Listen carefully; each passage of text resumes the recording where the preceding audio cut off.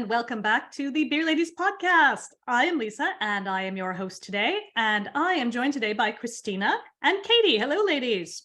Hi. And we await Tandy's return from South Africa. It's not going to be much longer now, so fingers crossed we'll have her back soon. But before we dive into this week's episode, we want to do our usual spiel. We are on all of the socials at Beer Ladies Pod. We really appreciate you guys liking, subscribing, sharing, but we're on Twitter, we're on Mastodon, we're on basically everything. We're on YouTube. If you're watching us on YouTube, you already know we're on YouTube, so hello. But of course, we're basically everywhere. You can go to our link tree to find out more, find ways to support us. We really appreciate that. We love it. But having said all of the usual things, this is going to be another one of our we were calling kind of a meditative episode where we're just going to sort of freeform on a beer related topic, because we found out that not only do we enjoy these, but you listeners seem to enjoy these too. So that's good feedback. We like that. And this week we're going to talk a little bit about beer and seasonality and, what happens when you drink something out of season, or are there things that you really, really look forward to in a particular season, or is it really kind of based on mood or even just the weather that day? And we were talking a little bit before we started about it rains a lot here in Ireland. Sometimes, like Christina, you're saying, you just need that Guinness because it's, for the day that, the day that's in it. All good. So, but before we get into all of those things, we're going to do our usual, what you drinking? So Katie, let's start with you. So today I am drinking, I feel like, what was it? Stars in Your Eyes. Today, Matthew, I'm going to be whoever. Christina's like, I don't know what you're talking about. I'm drinking KPA, Kinsale Pale Ale from Black's Brewery. Oh, very nice. Yeah. Excellent. It's probably technically not the right season, seeing as we've got sub-zero temperatures coming next week, but hey. I refuse to believe that. No. Yeah, we'll believe the snow when we see it. Lovely little beer. There we go. Absolutely. And that's something we'll come back to too. Are there things that are just perfect for every season? So definitely we'll put a pin in that and come back to it. But Christina, what do you have? Well, I have one beer that I think Lisa might also have. So I brought two beers just to demonstrate the differences in seasonality and like contrast. So I actually had this one a couple weeks ago. So this is the Dead Center Sunshine. And I actually just noticed that they have a best before date, which is March 15th of this year. So just really close. And then Trouble Brewing's Pumpkin Ale or Pumpkin Brew. And I have thoughts on the seasonality of this that might not be what everyone else's thoughts on the seasonality of this. So I'm excited to talk about them as we get on. Oh, definitely. And yes, as you suggested, I also have a Trouble Pumpkin Brew. Certainly not because I was hoarding them late last year. Nothing to do with that. That would be crazy. But again, it is something that I do look forward to every year when it comes out, whether it's the Trouble one or other things kind of along those lines. So maybe that's where we'll start, is we'll just kind of think, are there certain styles or certain particular beers where you just really look forward to it every year? And maybe because it's not around the rest of the year, or maybe it is and you just know it's a new fresh batch. But what are your thoughts on that? And Katie, we'll start with you because you look like you've got thoughts. Have thoughts. Look, I don't look as forward to the pumpkin beer arriving every autumn as you do, but around the same time of year I do look forward to the new Oktoberfest beers. Oh, when they're fresh and Definitely. they're new, and that they've literally just been bottled in the past month and brewed and bottled, and they just taste delicious. And I do look forward to them every year. I love them. Definitely. Oh, definitely. Yeah. Always here for a good fest beer. And like you say, when it's fresh, it makes such a difference. I mean, you could certainly have it year round. We're not saying don't do that, but it really is a special thing when you see the shiny new bottles. Yeah, and I will go out of my way to try and get them, just because they're nicer, the fresher they are, if you can get them really, really fresh. So that would be definitely one seasonal beer that I like. And another one, we lived in Oregon, and when they do the wet hops, when they do the hop harvest, and they have the wet hops, if you go to any of the microbreweries around there, they're really nice because that's so fresh as well.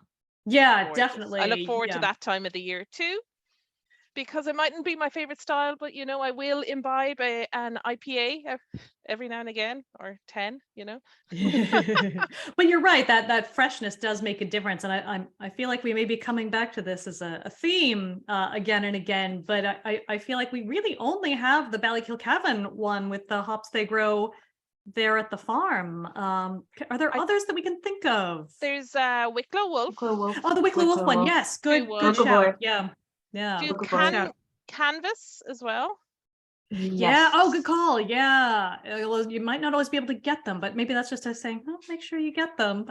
You won't see them long. So I'm trying to think who else.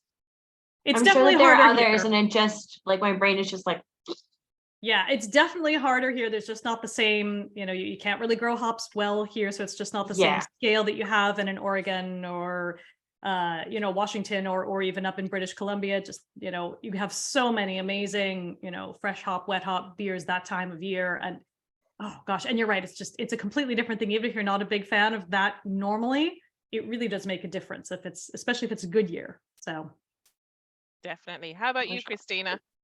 And well, I'm going to talk about the pumpkin brew. Oh, the pumpkin. Never a bad time to talk about pumpkin beer. Yeah, so I have many conflicting feelings about this. So obviously I'm obsessed with the pumpkin ale. I do think though there is something special about it only coming out a certain time of year. I like to have that to look forward to every year. Now, however, for me, Halloween season, spooky season, starts in September, and it runs from September to November. It's 2 months. But I think pumpkin brew for me is also a Christmas beer. So for me, I have it from September through the end of December, and that's kind of when it stops for me, because I think pumpkin pie is also like a Thanksgiving or a Christmas thing. So like the sort of winter warmer flavors that you can get in pumpkin ales are very much also a Christmas thing for me, not just a Halloween or like harvest kind of a thing. So for me, the season of pumpkin ale is perhaps longer than the season is for other people. In particular, here it's very much in Ireland associated with Halloween and Halloween only. Whereas I think in the US, it does extend itself a bit longer, definitely into November, and for some people, probably well into December. But yeah, I do really like just having it kind of at that time of year. It makes it something really special. I like having the thing to look forward to. It's like the same thing with spooky season. I just look forward to all the fun things, and I try to keep them within it. I have kept this one. I kept some of them to drink over Christmas, but I've kept this one because I like to compare last year's to this year's. And I've never been able to do that before because I always drink all. But this year I was like, yeah, I'm going to keep one to try. And I know people are going to be like, Christina, it's going to be old by then. It's not going to be as good. Fair, but I just want to do it for science. Hey, nothing wrong with a vertical tasting. Here for that. But I think you're absolutely right, because to me as well, there's a lot of sort of similar flavor profiles in a pumpkin beer that you would find in a winter warmer. I think there is a lot of, crossover in the middle of the Venn diagram there. And I think that's another example too, even if, we did our winter warmer category back when it was properly winter, but I think there's that, that is something that I'm like, I do look forward to that, but I don't want it the rest of the year. That is one where it's just that very narrow band, whereas I'm kind of saying the pumpkin beer, I can go a little broader with that, but that specific kind of winter warmer kind of thing, especially if it's spiced, it's like, nope, this and no further. Love it when it comes out, but that's sick of it. You wouldn't really want to sit in the back garden on a nice summer's day. You want it by the fire, when you're all cozy and wrapped up and it's warming you from the inside out. And yeah, absolutely. And of course, speaking of those summer things, I know again we were chatting before we started recording, but Cans in the Park. This might be sort of a unique Irish thing, but that is something to look forward to. Very seasonal. Let's talk a little bit about Cans in the Park. What does it mean, and what are the best beers for that kind of just relaxing in the brief sunshine? I think Cans in the Park are are limited. I think you can probably do it all year round in other places, but in Ireland you don't get the weather, and the ground is soggy and mucky. So you have to wait for the ground to dry out enough so you can sit on it. Yeah, or bring one of those blankets that's got the sort of insulated backing. But yeah. Yes, I do like to be prepared, and I have brought my picnic blanket along. What's the best? Something light and sessionable. You don't want something heavy for cans in the park, because cans in the park always lead somewhere. It's a start, it's not a finish. Yeah, and it's usually the start of a session. Long session. No, like as an immigrant here, like one of the first things I learned about was cans in the park, and it is one of my favorite Irish experiences. I'm obsessed with cans in the park. What could be a better thing to do than sit outside in gorgeous weather we have in the summer and drink cans with your friends? Big bag of cans with the lads. Like, it's just one of my favorite things about being here. One of my favorite things about the culture here. Yeah, I'm obsessed, love it. Do it every summer, spring. Gonna do it for the rest of my life. Favorite thing. Love it. Oh, it's so nice. Yeah. Why doesn't it happen in now? It does happen in Europe. I know this because I've done cans like by the lake in Germany. Illegal. Well, it's technically, is it legal in Ireland? I mean, well, didn't Leo come out during lockdown and say it was fine? I don't know. But see, the thing is, in the US, it's illegal, and it's illegal in that we're going to charge you and you're going to have a fine at a minimum. Some places it's more than a misdemeanor and you can get in a lot of trouble. So it's something, it's like, in Ireland, it seems to be one of those things where it's like, it's a guideline, as long as you're not acting like an utter, gobshite, no one's going to care. Like, I've literally had a can in front of a guard and no one cares because you're not acting like an idiot. Right. But exactly. In America, no. You got a can? Fine. Yeah. And I think there's a code of honor about the cans in the park, because you don't want to be that person causing a problem. That's not, that's not on. So. You don't want to screw it up for everybody. So you should be on your best behavior. I mean, best behavior, but like, don't fuck it up for the rest of us. I do think that you won't get, I don't think you'll get arrested. You might get moved on if you're causing a bit of aggro. Yeah. But other than that, yeah, I don't know. I haven't seen guards taking even alcohol off you. They're just like, here, don't be doing that here now in front of me. Yeah. Exactly. Even though we all have literal bags that say big bag of cans, like we have the Whiplash one, and others out there. So it's just part of the culture. No one's weird about it. And again, if you are, you'll be, your friends will tell you, don't be that guy. Rein it in. Yeah. No, I love it. And it's absolutely like Katie said, like, I want a light beer, I want a sessionable beer, I want a lager, like even beer that I wouldn't necessarily go for in the pub, maybe stuff that doesn't even have that much going on. Like something really, really simple, clean, good, but it doesn't have to be like the best beer ever, just cold and crisp. And I'm happy bunny. Like, it really... absolutely. Something that, like you say, you can have a few of. You're not going to be causing a problem. You want it to be laid back, but just, nice flavor, perfect for out with friends. I think that there is a little bit of a crossover to it, at least for me, with kind of, I would say football beer, like you might have at, at a tailgate or that kind of thing. And I mean, soccer, football, I don't understand the other kind. It's not my thing. But again, like, I feel like, you're having some just lovely low-key lagers, or sometimes really good lagers, but they're going to be, sort of 4% or under. You don't want to be, having, a whole bunch of, 6.5%, 7% lagers, because you'll be a mess by the time you either get into the stadium or, get into the park or wherever you're going. So I think there's a lot of crossover with that, where, if I'm in a stadium or about to go into one, nothing wrong with a Carlsberg or, something that's just, very straightforward, all good. It's all about kind of time and place with that kind of thing. But. And I also think, and this might be slightly sours. I know sours for me are good bag of cans beers. When it's warm out, sours. That's a really good call. Yeah. Sours. Yeah, nice goza. That's lovely. Yeah. Yeah. Absolutely. Although I will say perhaps not the super complex ones like an Idbrun or like a Flanders Red. I might push more into like autumn or fall. Yeah. Autumn or that's fall, fair. same thing. Yeah. Autumn or winter. Although I'll drink them all the time because I love them.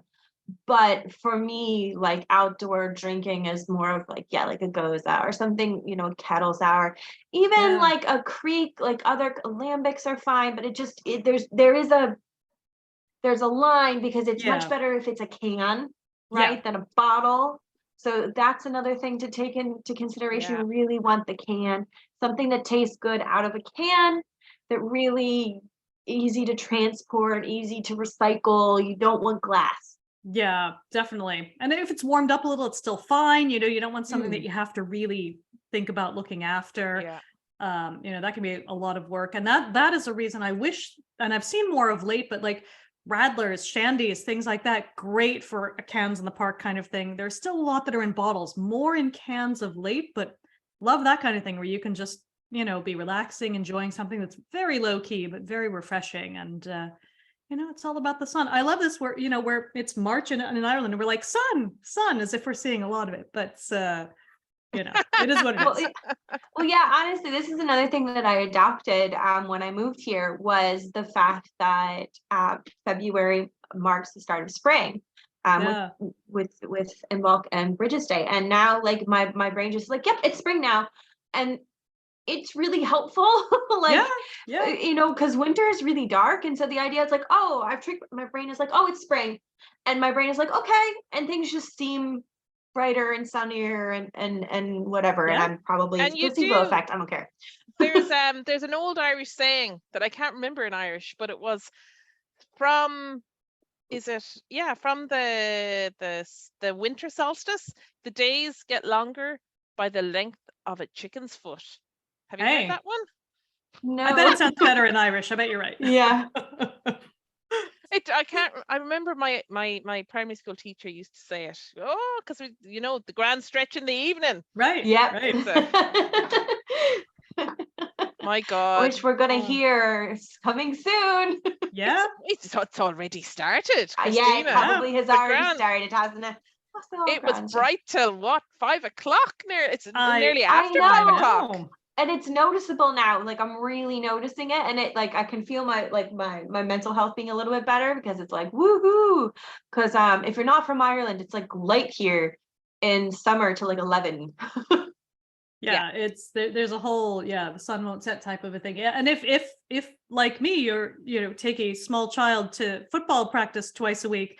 When it gets lighter at night, when you're like, oh, it's 6 o'clock, 7 o'clock, and it's not dark, you're just like, it's amazing. It's it definitely makes a difference. And of course, any child in a primary school here will tell you, spring begins on the 1st of February. It just does. That's fact. So, that's what I was taught in school. And then you're like, oh, but meteorologically speaking, it starts on the 1st, and you're like, go away, you gobshite. Yeah, I'm not allowed to have any of those arguments. No, I'm just told it 1st of Feb. There's no discussion. Yeah. So. And I think some people will think Ireland is actually quite high latitude. Yeah.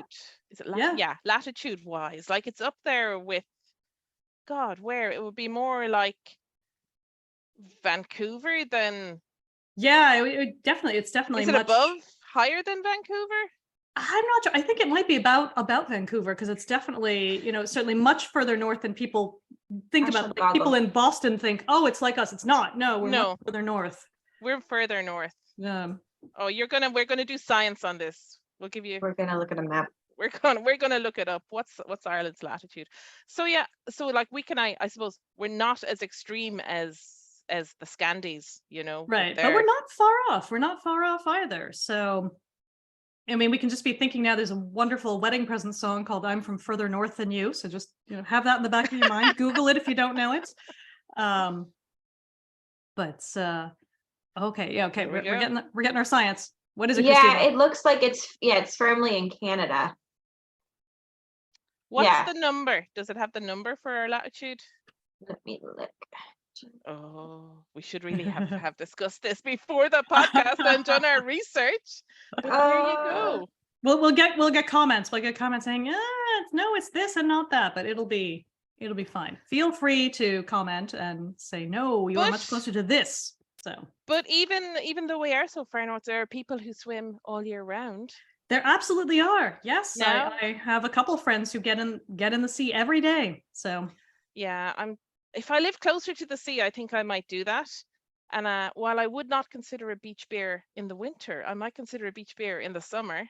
That is a wonderful segue, because there's a complete, category for me of, beach beer, poolside beer. But first, Christina, you got to report back.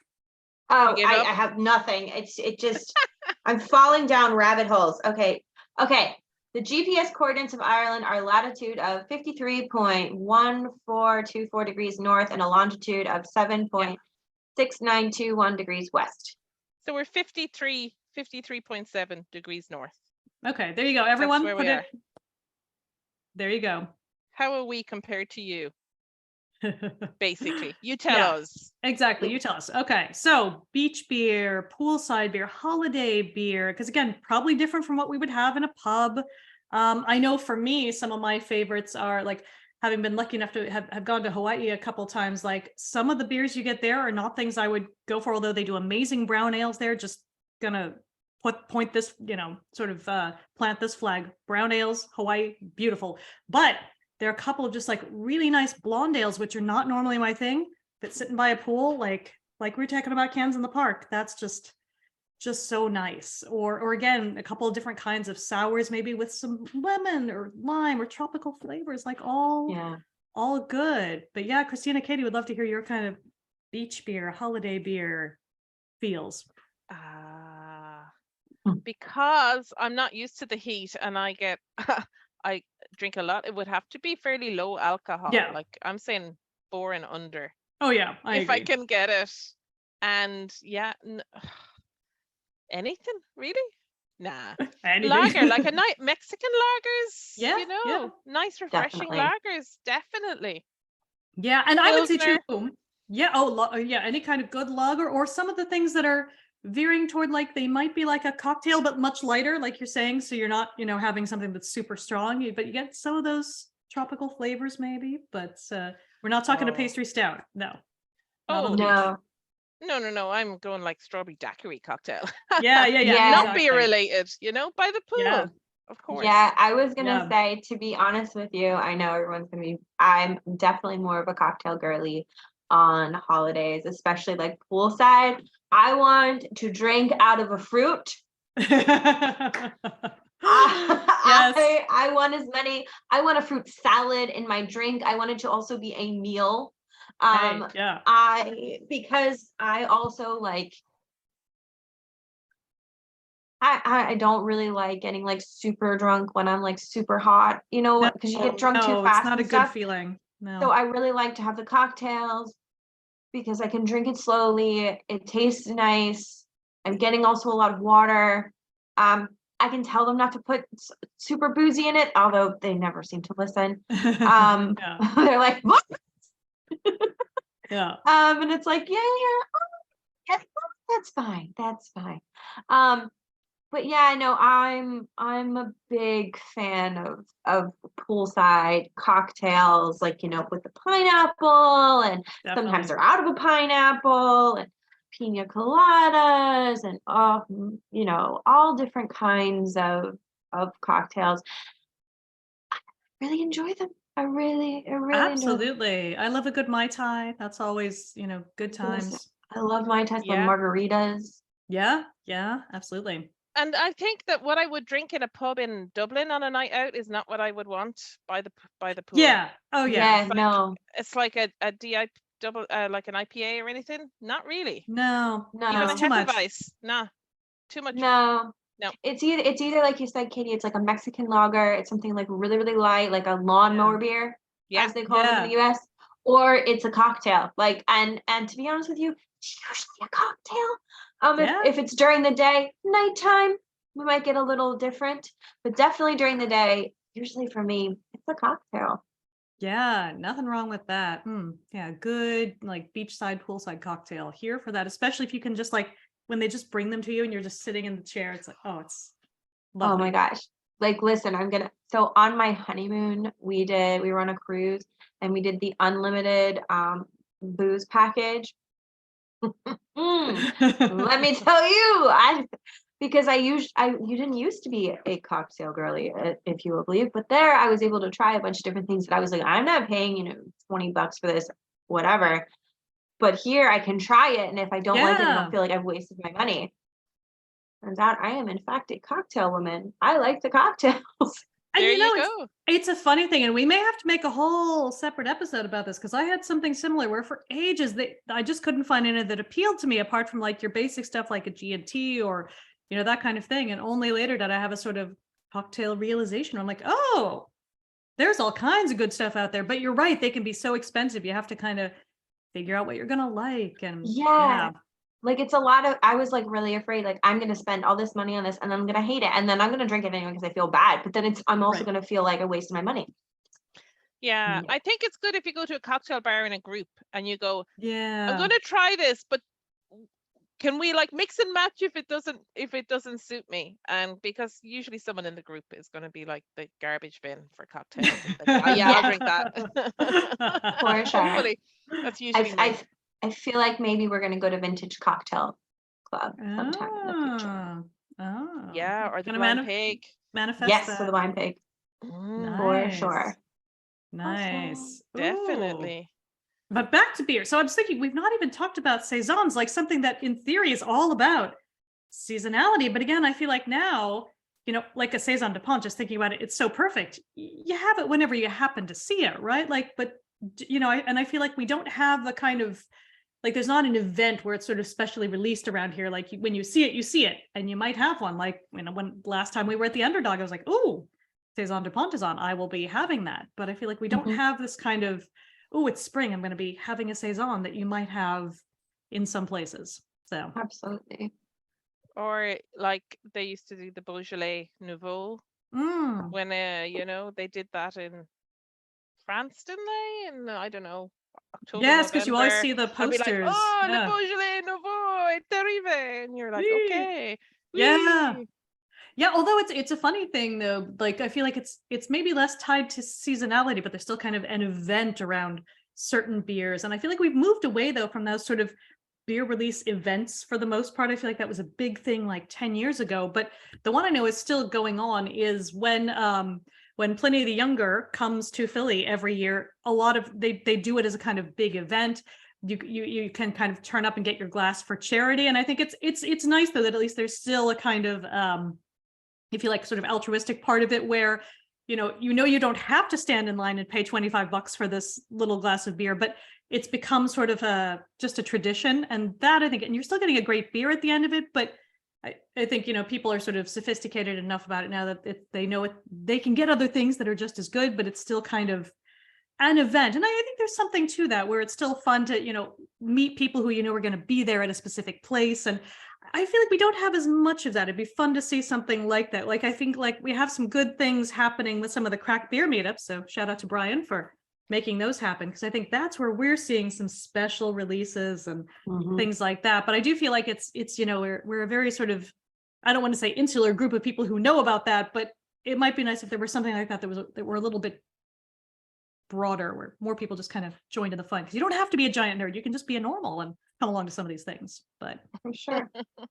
Definitely. And I really do think that you can be drinking the nicest beer in the world, but if you're not with nice people, and sometimes it won't taste that good. I think that you can be drinking a crap beer or a crap beer, with in really good company, and it just tastes delicious because of your company and because of the situation. And I think that is that can drive a lot of things as well, rather than I get another perfect segue, Katie. Is like, what about just the atmosphere, the event? It's like you say, it doesn't have to be the beer doesn't have to be the thing. It can be the people, it can be the event, the atmosphere. And I think we've all had situations like that where we're like, oh, it was just so much fun and just so great to be with people. And especially like, just think back, it's only a little over a year since pubs properly reopened here. And it seems like we're normal, in air quotes, but think about that.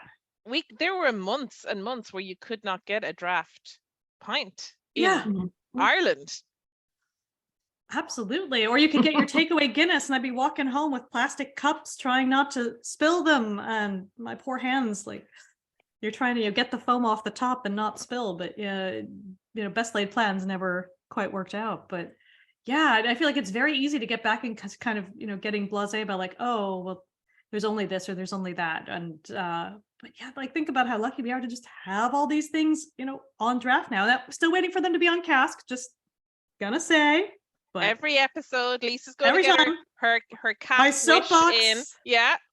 Exactly. And you got brown ale in as well. So cask and brown ale. I've got two of them. I've not said anything about mild yet, but that could come. That could come. Actually, it's March, so March mildness will be just saying. Just saying. There we go. So if you're keeping points at home, everyone, you can tick all the boxes. But Christina, thoughts about just kind of what makes sort of just those occasions special beyond just that kind of beer or that style? I think atmosphere is really important. Like that first beer you have after a long fucking week, you know what I mean? Like there's, even if it's not great, it just, it's so satisfying, right? Like you Definitely. You can and I know someone's gonna, you can feel your body relax. Like it's like it's putting that punctuation mark at the end of your week.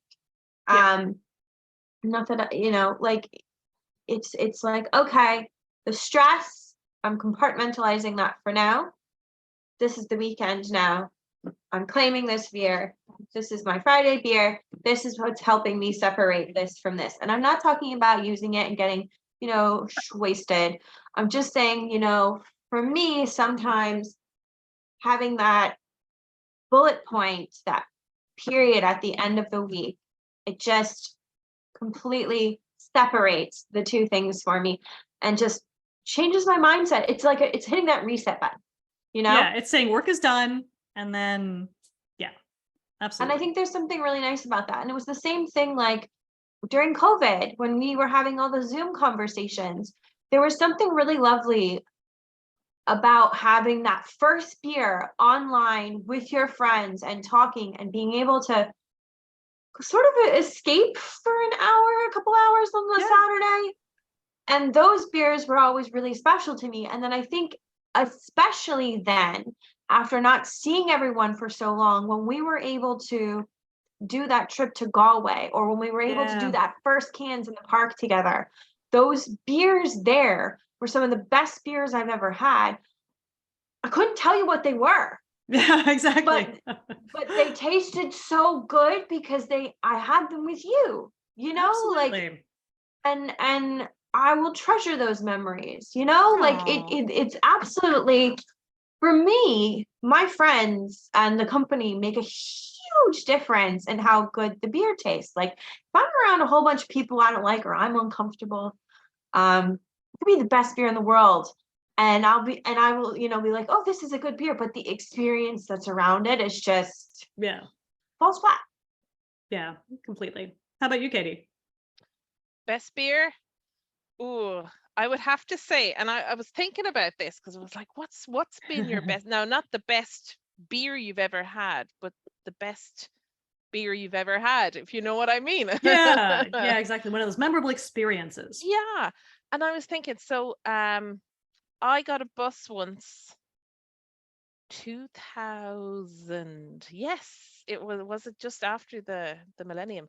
2000, January. I got after my fourth year exams in college, I got a bus from Bucharest to Budapest. Oh, Bucharest is the bus station in Dublin. Via London and all across Europe, and a ferry here and a channel tunnel there. And we got in and we'd nowhere to stay. We went to the tourist office because this was like, internet wasn't big. Yeah. Well, not here anyway then.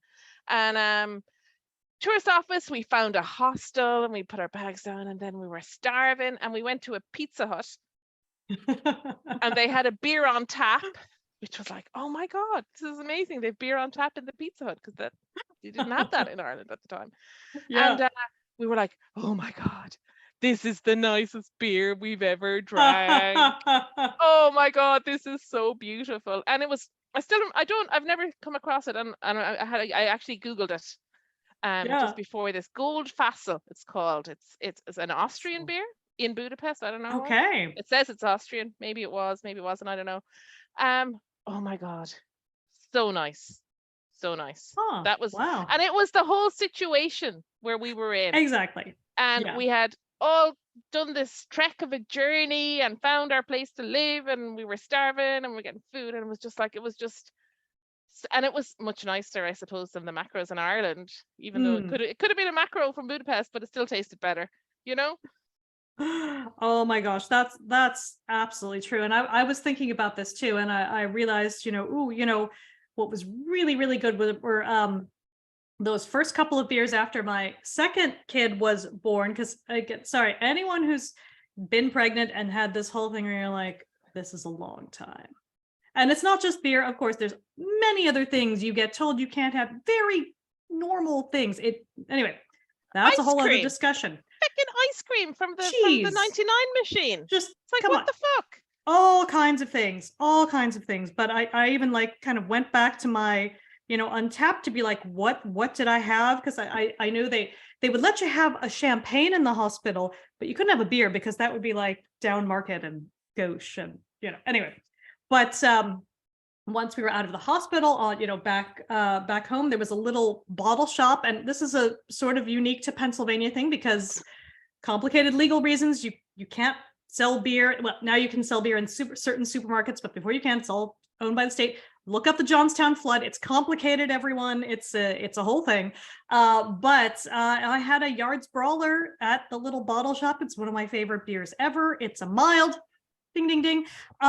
But there's a picture of, me in the bottle shop with, baby V in the carrier, and I've got my beer, and I'm just like so happy to have this back. And again, it's not a super strong beer. It's low key, it's gorgeous, but like perfect for that occasion. And the fact that it's also one of my favorites, just, all good, but it is the beer that I seek out every time we go back to the States, and it's just gorgeous. But yeah, it's one of those things where when you haven't been able to have it for a long time, it's just so nice, and you just really savor that. You don't have to go out and pound 6 other beers. You're just happy with the one.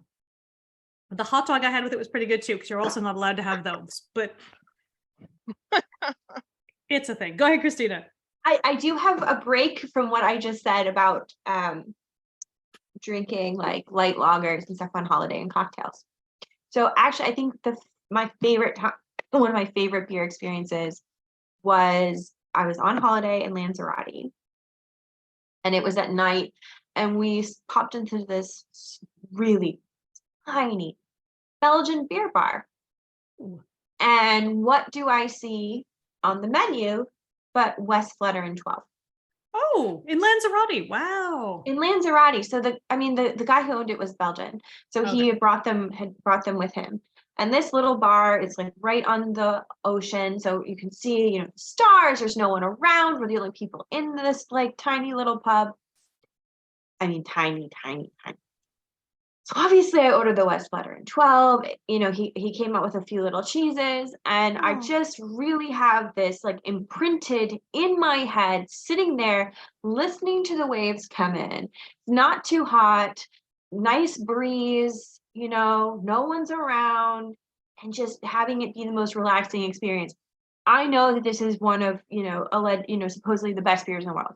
And for me, it absolutely is, but I can't tell you where the beer starts and where the experience starts. Like, to me, it's all wrapped up in this thing. So if someone tells me it's the best beer, I'm like, yes, absolutely. But it's also because of the experience, like being able to just stumble into this random, for us, place it like, wow, how is this here? This is wonderful. Chatting to the man who ran it, and he was lovely, and just kind of making that connection and talking about our love for Belgian beer, and then just having this, and it was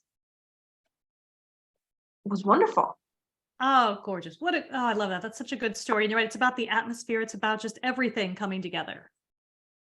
Oh, lovely. I've also had Westy in sort of unexpected places, but it wasn't as good as that. It was nice. It was fine, but that's the whole package. Love that.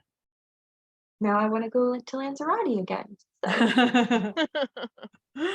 Well, I think on that note, we'll begin to wrap up unless either you have other thoughts around sort of beer seasonality. And I think this will be good. We're going to shout out to Tandy, say, come back, comment. We want to know how it's different in the Southern Hemisphere.